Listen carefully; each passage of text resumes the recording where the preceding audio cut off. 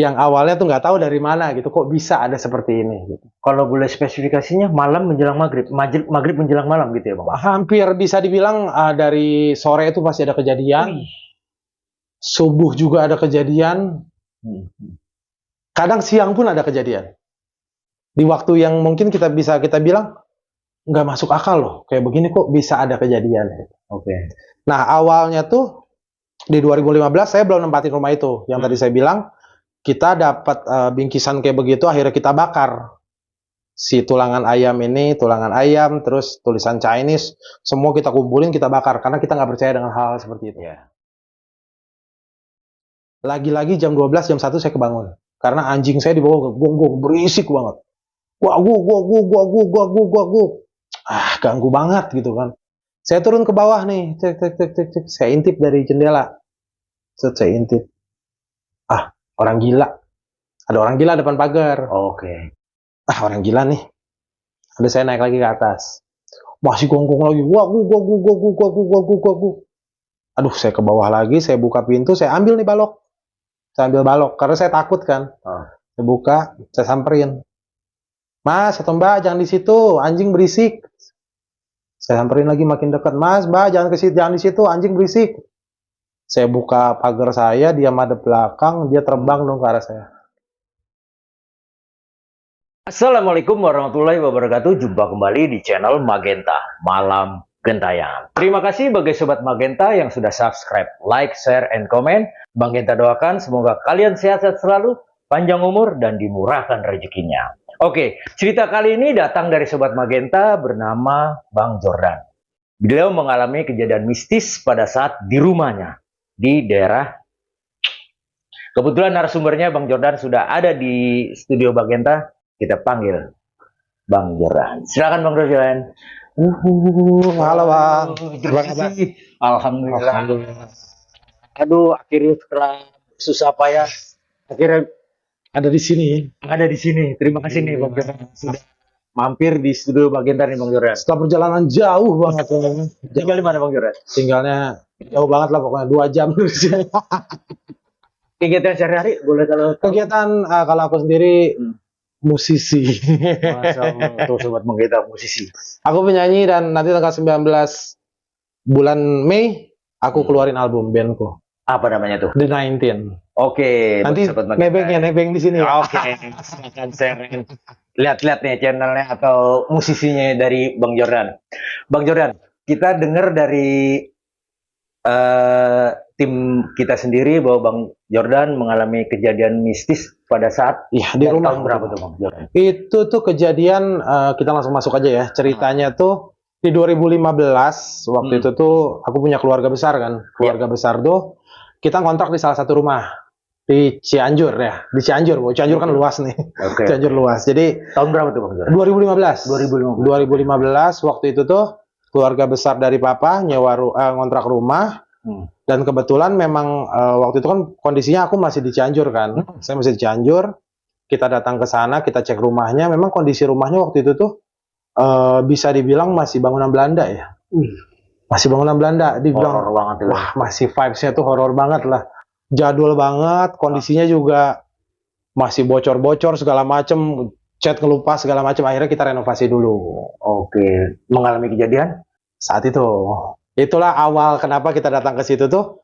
Kita nggak tahu waktu pas datang kita renovasi, pertama yang menemukan tuh saya. Apa tuh? Jadi di setiap sudut rumah, di atas pintu, di atas jendela tuh ada bingkisan, itu warnanya merah. Oke. Saya nggak tahu waktu saya ambil awal tuh, ini apa ya, kumpulin. Itu ada sekitar 10 atau 15 bungkusan gitu. Kita kumpulin jadi satu, kita keluarin, ternyata itu tulangan ayam. Itu tulangan ayam dan ada tulisan Chinese-nya di setiap bungkusan itu. Kita nggak tahu itu apa, karena kan keluarga besar tuh khususnya dulu nggak percaya dengan hal-hal seperti itu. Oke, akhirnya mengalami kejadian-kejadian yang di luar nalar. Di luar nalar. Oke, tahan dulu Bang Jordan. Jangan diceritakan dulu. Kita mau sapa Sobat Magenta di rumah. Tadi tolong diceritakan perjalanan Bang Jordan dari awal hingga akhir ya Bang. Betul. Oke, bagi Sobat Magenta yang belum subscribe, like, share, and comment, silahkan subscribe. Semoga pundi-pundi Magenta semakin berkembang.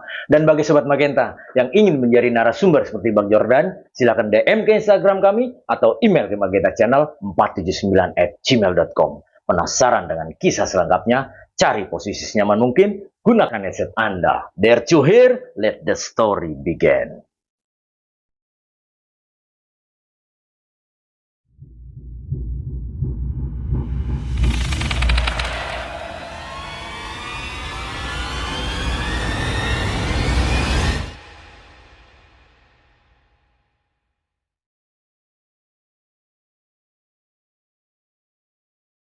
Jadi ini kejadian bermula di tahun 2015. 2015 waktu itu kan kita tinggal di salah satu komplek awalnya kan. Iya. Tinggal di salah satu komplek, banyak barang, peninggalan nenek, peninggalan kakek yang nggak mungkin bisa kita tinggalin.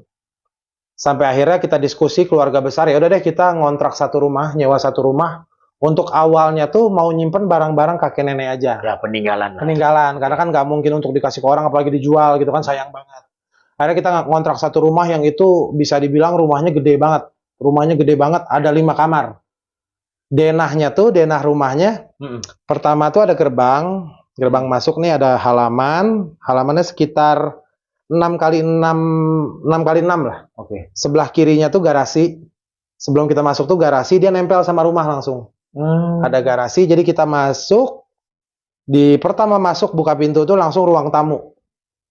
Ruang tamu, sebelah ruang tamu tuh kamar nomor 1 tuh, ada kamar 1. Sebelah kirinya ruang tamu ada kamar 2. Sebelah kirinya kamar 2 ada kamar 3. Depannya kamar 2 sama kamar 3 tuh ruang makan. Nah, di ruang makan ini ada pintu lagi keluar. Nah, ini masih wilayah depan. Ke belakang lagi ada dapur. Dapur tuh sebelah kamar 3. Ada dapur. Sebelah dapur ada WC. WC-nya 2. Ada WC duduk paling ujung, ada WC yang biasa.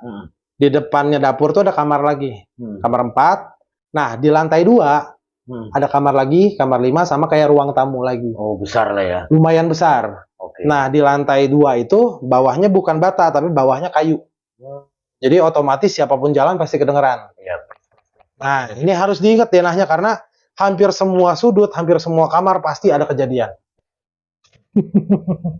Jadi bisa dibilang alhamdulillah enggak juga karena lumayan lama ya, 2015 ke 2023, 8 tahun.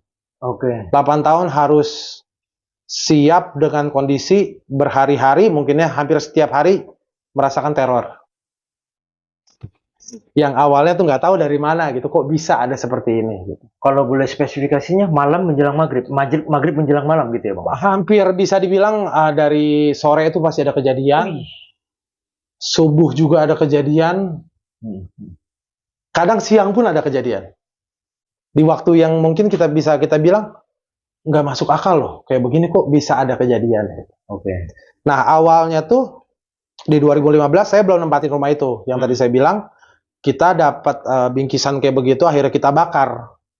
Si tulangan ayam ini, tulangan ayam, terus tulisan Chinese, semua kita kumpulin, kita bakar. Karena kita nggak percaya dengan hal-hal seperti itu. Ya, hal-hal gaib kan. Iya, hal-hal gaib kita nggak percaya gitu kan. Kita bakar, kita ketawa-ketawa, kita cat rumahnya masih, kita buat senyaman mungkin. Oke. Sampai akhirnya keluargaku, papa, mama, aku sama adikku nggak tinggal di situ. Kita keluar dulu. Yang tinggal di situ adiknya, papa. Dua keluarga nih yang tinggal di situ untuk nempatin rumah itu. Bermula dari situ 2015, aku sih nggak sempat dengar, cuma pernah ada selintingan dengar dari adiknya papa. Katanya waktu itu lagi pernah berdoa malam-malam, dia pernah lihat sosok wanita di pintu depan tuh. Lagi doa, katanya dia lihat sosok kayak begitu, ada sosok wanita katanya. Ya kita nggak percaya karena kita belum tinggal di situ kan. Dengerin, diceritain ke kita, apalah, nggak percaya lah. Akhirnya satu persatu adiknya papa pindah ke Jakarta lah, ada yang kerja. Satu lagi kerja ke Jakarta. Rumah itu kosong berbulan-bulan. Akhirnya minta tolong lah papaku untuk udah deh tinggal di situ, biar ada yang jagain rumah. Ya kan, akhirnya papa mama pindah ke situ. Saya sama adik saya akhirnya mau nggak mau pindah juga di situ. Oke. Papa mama tempatin kamar tidur di sebelah ruang tamu, at least kamar kedua. Oke. Papa mama tinggal di situ, saya sama adik saya akhirnya tinggal di lantai 2. Mau nggak mau. Pertama saya datang ke rumah itu, ada satu lemari. Ini lemarinya bisa dibilang lemari tua ya. Dari kita tinggal di situ, lemari itu udah ada. Oh. Bawaan dari Peninggalan sebelumnya. rumah itu. Saya datang, saya awalnya cuma buka, terus saya ngecek ada barang apa nih, karena saya juga mau masukin barang saya gitu kan. Itu percaya nggak percaya di kuping saya ada yang teriak kenceng banget, ngapain? Itu saya balik belakang, saya lihat kanan kiri nggak ada siapa-siapa. Saya kalau cerita mulai merinding lagi nih pasti. Kalau pas pada saat Bang Jordan buka lemari, itu teriak di kuping jelas banget, ngapain? Itu suaranya laki-laki. Itu saya diam sejenak, saya pada belakang, nggak ada siapa-siapa. Oke. Saya belum cerita sama siapapun, karena mungkin, ya udahlah, mungkin ini perkenalan gitu kan. Saya nganggapnya perkenalan sama penghuni baru lah. penghuni baru gitu kan. Udah tuh selang berapa hari, lama mulai aktivitas seperti biasa. Akhirnya, dulu kan kita sering ngumpul lah, namanya anak muda gitu kan. Betul. Udah daripada kita nongkrong di luar, udah nongkrong di rumah gua aja. Rumah gua bebas, luas gitu kan. Nongkrong lah di rumah, mulai dari 1 orang, 2 orang, 3 orang, sampai akhirnya sering nih. Tiap malam kita nongkrong gitu kan. Jadi base camp lah. Jadi base camp. Nongkrong. Pertama tuh mereka nggak pernah cerita. Setiap nginep tuh nggak pernah cerita. Ternyata yang nginep tuh sering mengalami kejadian juga. Temen dan rekan-rekan Bang Jordan. Rekan-rekan semua. Jadi awalnya tuh saya nganggapnya ya udah mungkin ini cuma buat saya doang gangguannya. Ternyata siapapun yang datang ke rumah itu pasti mengalami. Ya mungkin mereka tuh teman-teman ngalaminnya cuman kejadian ya ada suara doang. Terus ada dorong pintu. Nggak pernah ditampakin wujudnya. Sosok-sosok yang ada di situ tuh nggak pernah ditampakin wujudnya. Sampai satu ketika waktu itu rumah lagi kosong nih, teman-teman lagi pada nggak ke rumah. Saya lagi tidur Bang, itu kondisinya jam 8 apa jam 9 saya udah tidur. Sekitar jam 12 saya bangun. Saya dengar suara orang nangis. Saya dengar jelas banget suara perempuan nangis. Itu nangis jelas banget. Di pikiran saya itu cuma satu, orang tua dulu bilang, kalau suaranya dekat, sosoknya jauh. Betul kan? Kalau suaranya jauh, sosoknya dekat. Ini suaranya jauh banget. Tapi jelas gitu. Dia benar-benar nangis sendu gitu, kayak benar-benar disakitin gitu kan. Itu dalam hati saya cuma ngomong, kalau lu berani, tunjukin depan gua. Jangan cuma nangis doang. Itu beneran Bang. Saya nggak bohong. Di steger, saya lagi ada steger kan, karena habis renov kan. Di steger itu cewek duduk Bang. Nangis. Itu saya ngeper langsung. Saya nggak lihat mukanya. Cuma memang itu cewek rambutnya panjang, baju putih, dia duduk di tangga begini, nangis. Saya awalnya cuma tanya, kamu kenapa? Dia diam. Kamu kenapa? Dia diam. Ya udah jangan ganggu, saya mau tidur. Itu nggak lama saya tutup selimut, saya ada badan ke kiri itu, saya udah nggak berani banget tuh. Wah mental ngeper Bang. Aduh saya udah takut, buka selimut pelan-pelan, saya lihat udah nggak ada. Itu kejadian pertama, bener-bener ditampakin sosok cewek itu. Awalnya saya mikir, oh mungkin halusinasi. Ya udah tuh, besoknya saya bangun, oh halu nih. Tadi malam mungkin gua ngantuk, gua halu ngelihat kayak begitu gitu kan. Udah tuh selang berapa lama, waktu itu tuh adik saya kerja jadi satpam di salah satu perumahan. Dia shift malam kebetulan. Kak gua kerja, dia sore jalan. Oh yaudah hati-hati. Enggak, itu selang 3 hari apa 4 hari dari kejadian itu. Saya mulai tidur, biasa kan habis main komputer lah. Jam 10-an saya tidur. Lagi-lagi jam 12, jam 1 saya kebangun. Karena anjing saya di bawah gonggong, berisik banget. Gua. Ganggu banget gitu kan. Saya turun ke bawah nih, cek. Saya intip dari jendela. Saya intip. Orang gila. Ada orang gila depan pagar. Orang gila nih. Habis saya naik lagi ke atas. Masih gonggong lagi. Gua. Aduh, saya ke bawah lagi, saya buka pintu, saya ambil nih balok. Saya ambil balok, karena saya takut kan. Saya buka, saya samperin. Mas atau Mbak jangan di situ, anjing berisik. Saya samperin lagi makin dekat, Mas, Mbak jangan ke situ, jangan di situ, anjing berisik. Saya buka pagar saya, dia madep belakang, dia terbang dong ke arah saya. Aduh, itu saya langsung tutup gerbang, gembok, saya naik lagi ke atas, anjing suruh diem, tutup, saya naik, saya tutup langsung selimut. Itu sosoknya sama dengan yang datang di situ. Itu bener-bener nggak habis pikir, kayak kok bisa ya? Saya melihat sosok sejelas itu gitu. Itu kompleks, bener-bener bukan hologram. Kalau orang kan mungkin ngelihat kayak samar-samar atau ini jelas mukanya pucat dan dia nunduk ke bawah gini. Itu bener-bener set gitu. Ngadep saya. Itu bener-bener pucat. Saya nunggu adik saya pulang tuh sampai nelponin dia, pulang sekarang gue nggak bisa tidur. Kenapa kak? Udah nanti aja di rumah gue jelasin, daripada dia takut di jalan kan. Daripada kita udah di rumah aja dijelasin. Pulang deh. Kenapa kak? Besok paginya baru saya ceritain. Saya kira tuh teror tuh cuma di rumah bang.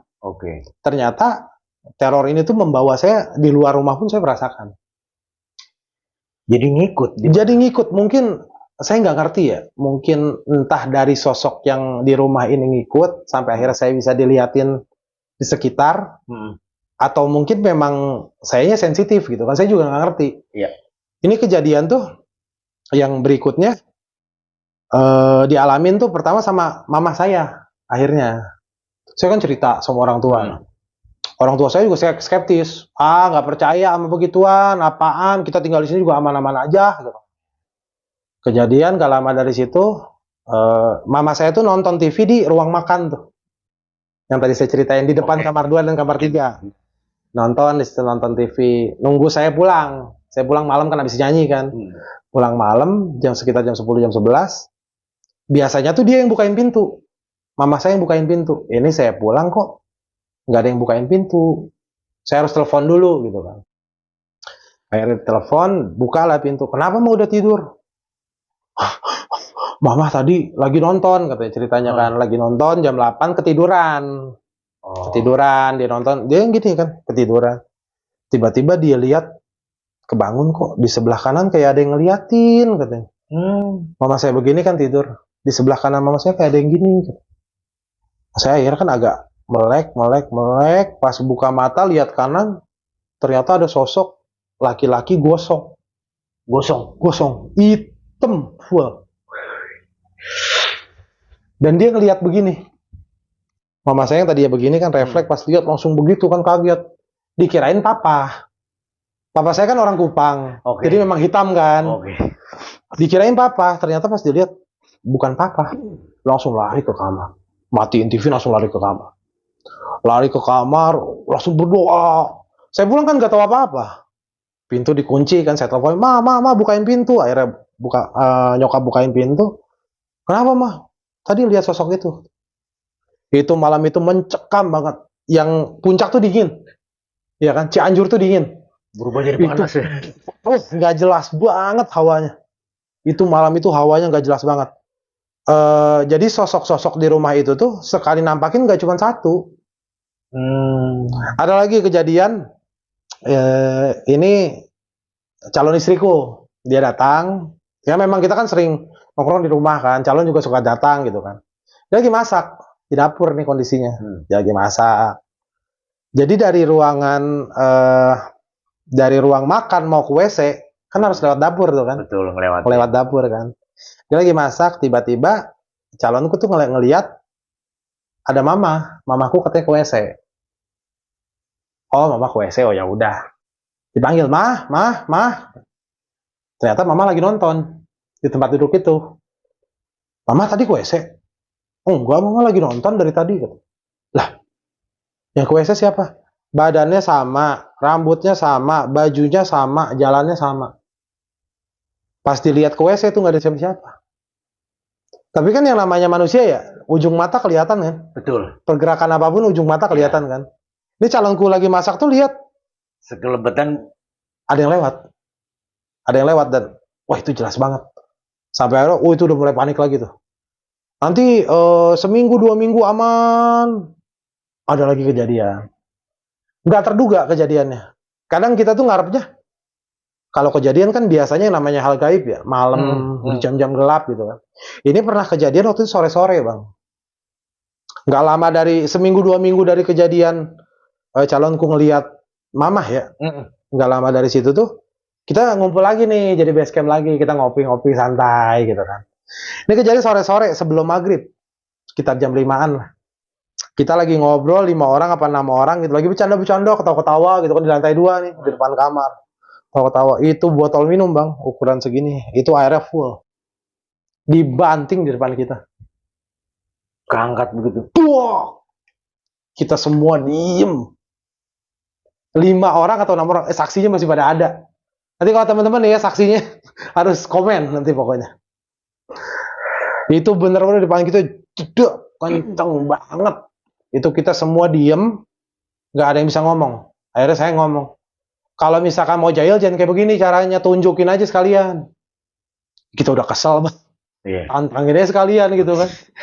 Tantangin aja sekalian. Ternyata ditantangin kejadiannya bukan di rumah. Kejadiannya waktu aku sama calonku ketemu kepala buntung.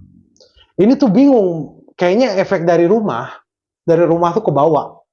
Dimanapun Bang Jordan berada, mau di luar pun selalu ditunjukin.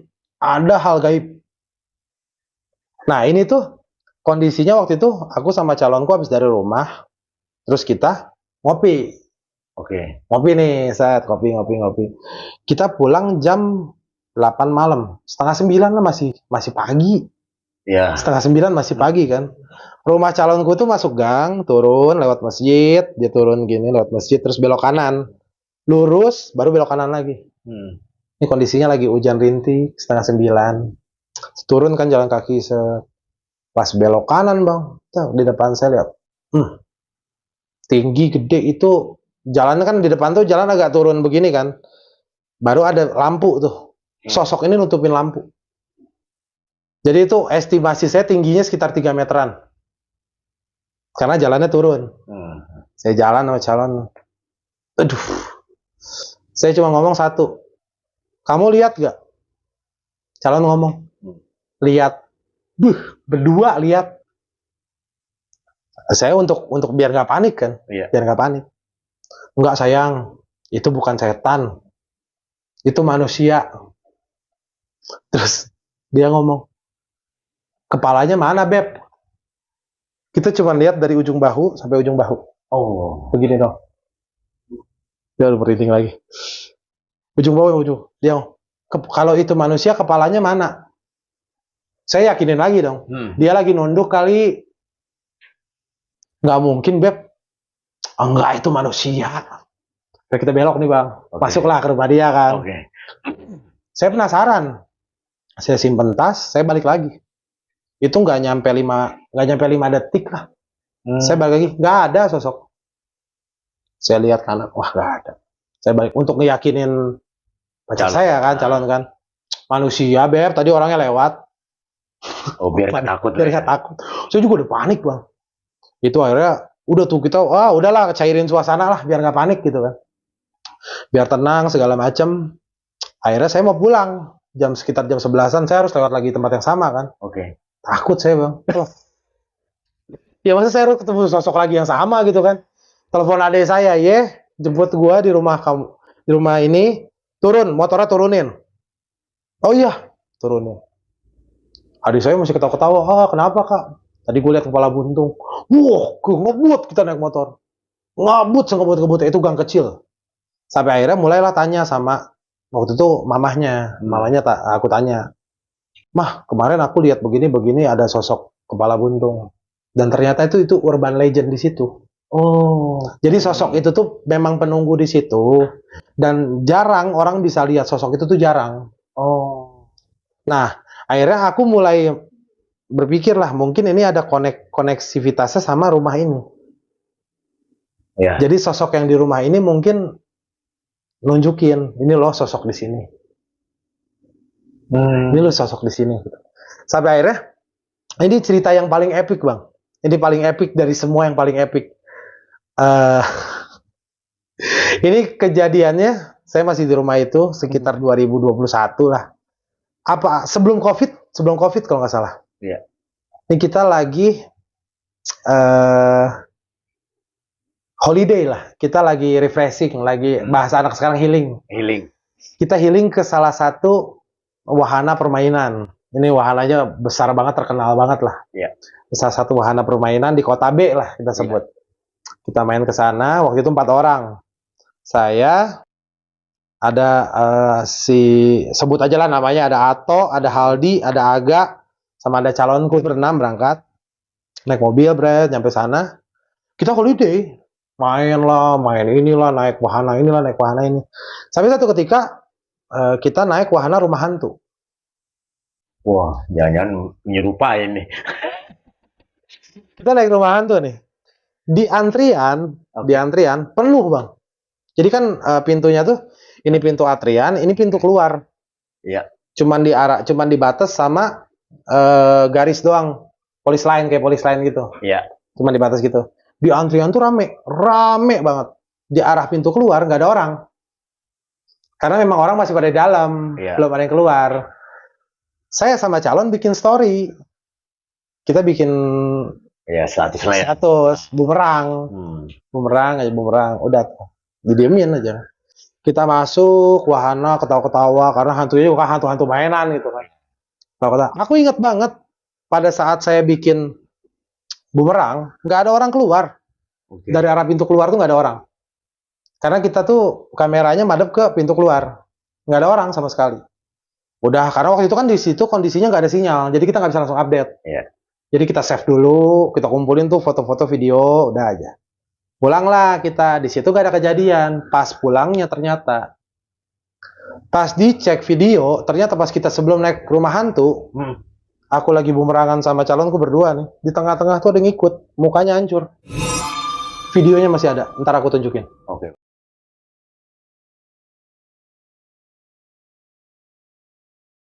Oke, Bang. Videonya masih ada. Dan itu mukanya, aduh gimana ya, yang kelihatan tuh hidung sama mulut, cuman hancur. Itu saya jamin 100% di situ tuh nggak ada orang yang lewat. Karena orang masih pada di wahana, di dalam. Udah tuh, ternyata cuman sampai situ, kita di mobil masih pada panik kan. Akhirnya antar satu-satu pulang. Terakhir aku sama temanku nganter dia pulang, nganter ke rumahnya. Ke si gang kepala buntung itu lagi. Lewatin itu lagi. Itu udah harap-harap cemas aja, jangan sampai ketemu. Alhamdulillah nggak ketemu. Aku sama temanku berdua. Pas kita pulang sekitar jam 2 subuh lewat depan masjid, kita nyium bau bedak bayi. Jam 2 subuh, siapa yang mandiin bayi? Iya, bedak bayi baunya tuh khas banget. Khas banget kan itu. Itu sama teman, lu nyium nggak? Nyium. Lu nyium juga? Iya nyium. Jangan lari ya. Iya enggak lari. Jangan lari ya. Iya enggak. Dia lari. Kita ikut lari juga. Namanya orang panik kan. Itu jam 2 subuh bener-bener itu masih di luar akal sehat lah. Iya. Bedak bayi itu kan khas banget gitu kan. Dan ternyata plot twistnya tuh sampai akhirnya baru tahu, Bang, kenapa di rumah ini tuh gangguannya se ekstrim itu. Ternyata usut punya usut, bingkisan yang kita bakar, yang di awal tuh, itu tuh ternyata tuh penangkal. Oh my god. Jadi itu tuh penangkal hal-hal gaib untuk gak masuk ke rumah itu. Satu lagi, jadi ada ponakanku sebelum ini ketahuan. Ponakanku masih umur 3 tahun. Dia tidur di kamar utama, yang aku bilang depan-depanan sama ruang tamu tuh. Dia tidur di situ, sekitar jam 3 subuh dia teriak nangis kenceng. Ma, ada iblis. Dia nunjuk ke atas lemari. Jadi sama orang tuanya tuh iblis, setan tuh diajarinnya iblis. Jadi ketika anak itu kecil ngomong, itu setan iblis. Iya. Ma, ada iblis, dia nangis kejar. Dipindahin ke ruangan berikutnya, baru dia bisa tidur. Jadi memang setiap kamar, dari kamar 1, 2, 3, 4, sama kamar lantai 2, itu tuh penunggunya beda-beda. Ada yang tadi cowok muka gosong, ada yang disebut iblis. Kalau yang di lantai aku tuh Yang kunti itu. Kunti. Kalau yang di depan dapur itu tuh anak kecil.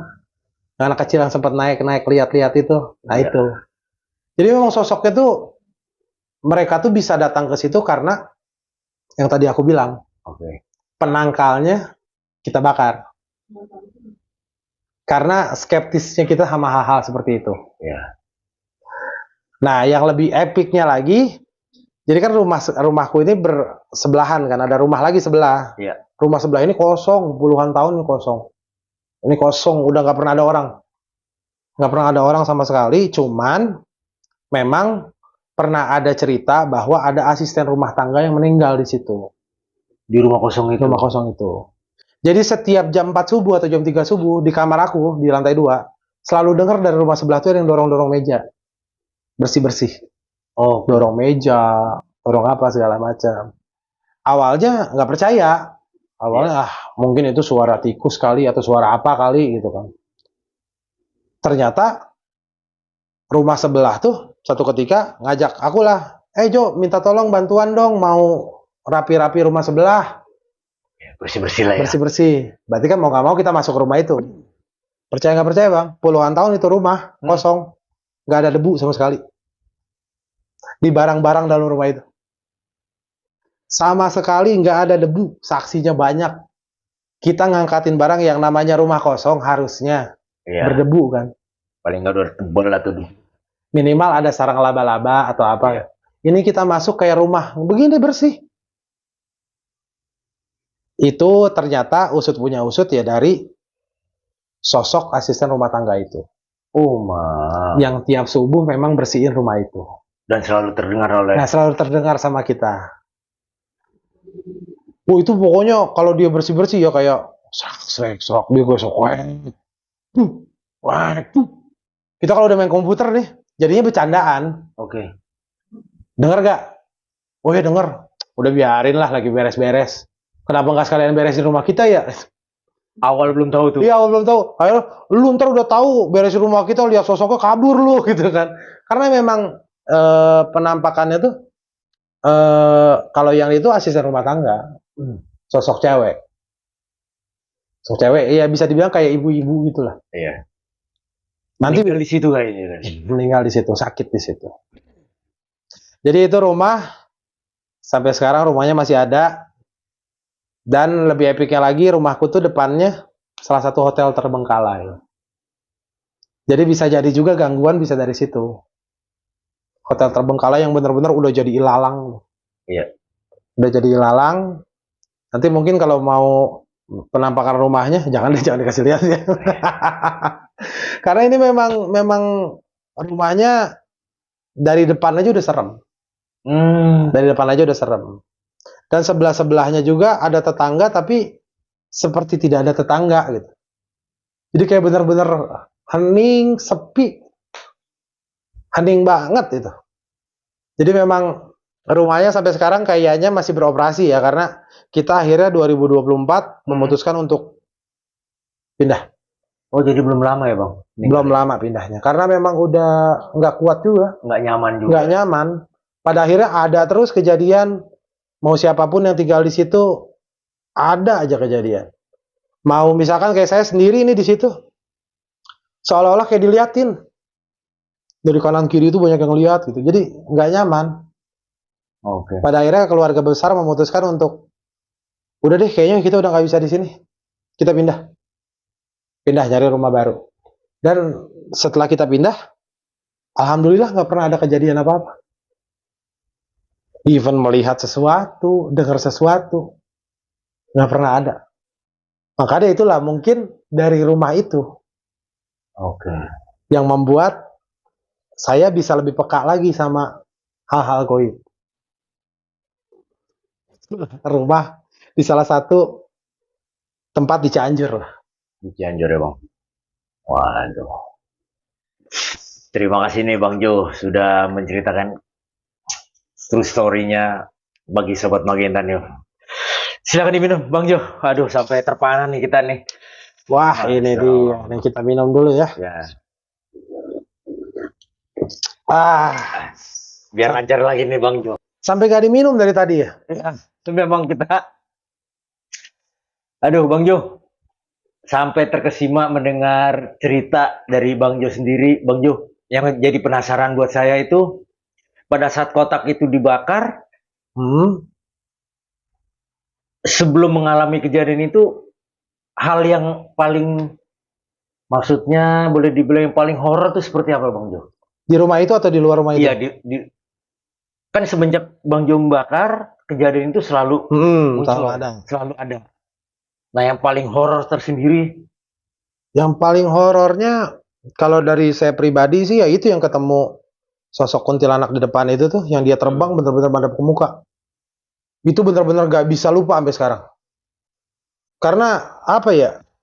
Itu tuh kan berawal dari, ya mungkin saya nggak ngerti juga, mungkin itu sosok dari hotel terbengkalai depan rumah itu. Oh, saya nggak ngerti juga gitu kan. Iya. Mungkin dia nyari tempat baru, rumah kita penangkalnya kita buang, kita bakar, dia masuk ke tempat kita. Nah, pembungkusnya itu seperti kertas, kain, kafan? Kayak kain, dia tuh kain warna merah apa kuning, aku lupa deh. Kain begitu loh. Iya. Oh. Jadi kayak ada talinya gitu. Ya maaf, seperti model-model Chinese gitu. Iya, kayak pouch-pouch gitu loh. Iya. Itu ada 15, 10 apa 15 gitu. Kita ambilin jadi satu, awalnya nggak ada yang berani buka. Iya. Kalau saya kan orangnya apa ya, bisa dibilang sompral gitu kan. Iya. Udah sini buka, wih tulang ayam. Kumpulin, udah bakar. Bakar ternyata itu penangkap. Ya awalnya kita nggak percaya. Kita nggak percaya mal begitu gitu kan. Iya, ternyata setelah kita bakar, disitulah kejadian yang bertubi-tubi. Ada efeknya ternyata. Ada efeknya ternyata. Sampai akhirnya, udah kita nggak kuat. Nah, salahnya memang dulu kita nggak pernah melakukan pembersihan atau eksorsim segala macam, kita nggak percaya itu. Ya udah kita nikmatin aja, diganggu kita nikmatin aja gitu. Oke. Ya kalau di Kristen kan ada yang, kalau di agama ya dikat nanti. Kalau di agama kan ada yang namanya eksorsim lah, pembersihan gitu. Ya, seperti kalau di Muslim ada selamatan lah. Gitu kan. Kita nggak melakukan itu waktu itu. Jadi beli, main masuk, tempatin, bersih-bersih seperti pada umumnya aja gitu kan. Tidur segala macam udah. Nggak ada ritual macam-macam. Nggak ada. Jadi ya udah kita ngerasa ya udah kita mau tinggal di sini ya udah gitu kan. Ternyata cobaan yang bertubi-tubi di situ. Masya Allah. Itu yang awalnya kita keluarga besar yang awalnya skeptis dengan hal seperti itu, pada akhirnya ya mau nggak mau percaya bahwa mereka itu ada. Bang, mau tanya apa lagi nih? Sampai bingung nih bang kita nih bang. Oke bang, ini terakhir bang. Tadi kebetulan abang baru hijrah dari Kristen ke Muslim ya bang. Ya. Nah dari pembelajaran itu yang abang lihat dari sebelum abang masuk ke agama Muslim, percaya nggak dengan hal-hal seperti itu bang? Kalau aku pribadi awalnya memang dari awal ya dibilang percaya, sering mengalami. Waktu kecil tuh adalah pengalaman segala macam. Cuman selalu berpikirnya bahwa ya udah, alam lu ada, alam gua ada, ya udah masing-masing gitu kan. Sampai akhirnya setelah saya mualaf, kejadian pertama tuh waktu itu saya pertama sholat subuh. Pertama kali saya sholat subuh ke salah satu masjid. Jadi di masjid itu ada apa, jam yang deng yang bunyi. Itu kan kayak cermin kan. Betul. Saya sholat tuh pertama kali saya sholat subuh ke masjid, saya berangkat tuh ke sholat subuh, ambil wudhu, saya sholat. Pas baru mau masuk rakaat 2, saya begini, saya lihat kok ada orang di belakang pakai mukena, sholatnya cepat. Wow. Aduh, fokus. Udah beres, udah tahiyat akhir, udah beres. Langsung saya lihat belakang. Penasaran. Nggak ada siapa-siapa. Akhirnya saya mulai mikir. Pakai mukena. Kenapa dia ada di saf kita? Iya kan, harusnya dia beda kan di belakang kan, kalau perempuan kan. Ini dia ada di belakang saf kita, 2 saf di belakang kita. Itu saya lihat jelas banget sosoknya pakai kayak dibilang mukena, kayak mukena sih tapi putih. Tapi mukanya nggak kelihatan. Dan sholatnya cepet banget. Itulah di situ saya mulai tanya-tanya. Ternyata memang ada jin Islam Ya kan memang ada jadi Islam. Sampai akhirnya, oh ya udahlah, udah masing-masing. Nafsi-nafsi lah ya. Ya udah nafsi-nafsi lah. Ya. Pernah lagi waktu itu sholat maghrib di rumah, lagi baca Anas. Oke. Qul a'udzu birabbinas, malikinas, ilahinas, min syarri waswasil khannas, minal jinnati wanas. Pas bacaan terakhir tuh ada yang ngikut. Minal jinnati wanas. Astagfirullahaladzim. Ya Allah, mau sholat, fokus. Udah hirauin lagi. Itu kan yang namanya kita mualaf kan? Iya. Pasti banyak goncangan, Bang. Ya. Ya kan perdebatan batin. Wah, baik dari dalam dari luar selalu ada tuh. Wah, itu pertanyaan kanan kiri. Bener gak sih gitu kan? Sampai akhirnya saya pernah di satu momen saya bertanya. Oke. Allah itu ada apa enggak? Itu pertanyaan besar banget. Allah itu ada apa enggak? Sampai akhirnya saya bertanya, wah udah bingung, saya ke warkop, Bang. Saya pesen kopi hitam 1, saya pesen Indomie. Saya makan Indomie, udah beres makan, lagi ngopi. Wah, kok tiba-tiba ada satpam datang. Demi Allah, demi Rasulullah, dia langsung ngomongin sama saya. Kamu lagi nanya ya Allah di mana?